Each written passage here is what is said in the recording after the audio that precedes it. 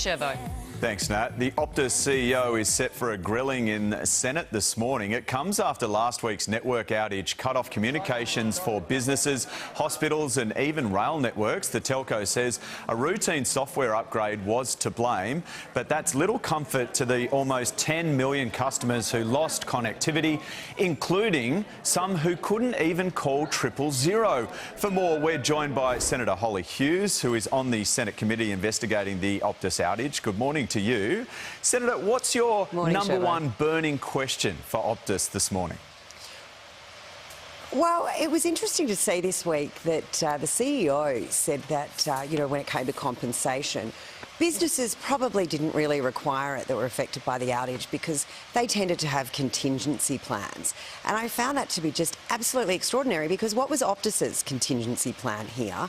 I mean, there was 10.2 million Australians affected directly with being on the Optus network, but businesses across the country, hospitals, and as you mentioned, people couldn't even call 000, but they had no contingency plan. And it was extraordinary how they never came out and even apologised or updated the public on what was happening during the network shutdown.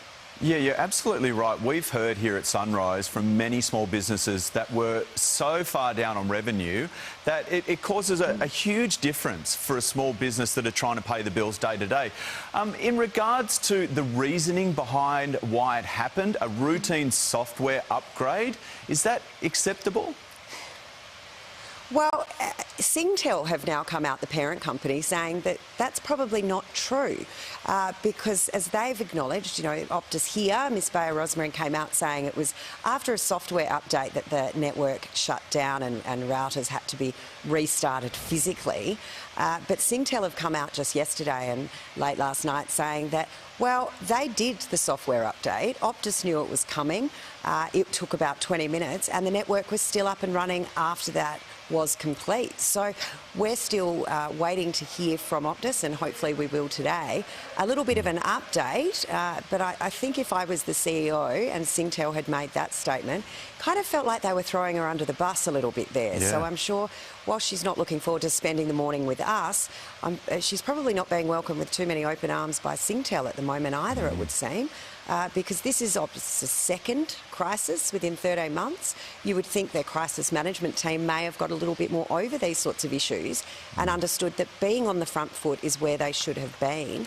But there'll also be questions as to what the government did and how they were interacting with Optus during this. Because, as you said, a lot of businesses lost a lot of revenue, and in this cost of living crisis, no one can be affording a day without income. Yeah, that's right. And I don't know about you, I never carry cash. I'm very much a tap-and-go person, and if your phone's not working, it's all there. That's right. It was a rock and a hard place for those small businesses. Thank you so much for your time. All the best with that inquiry today.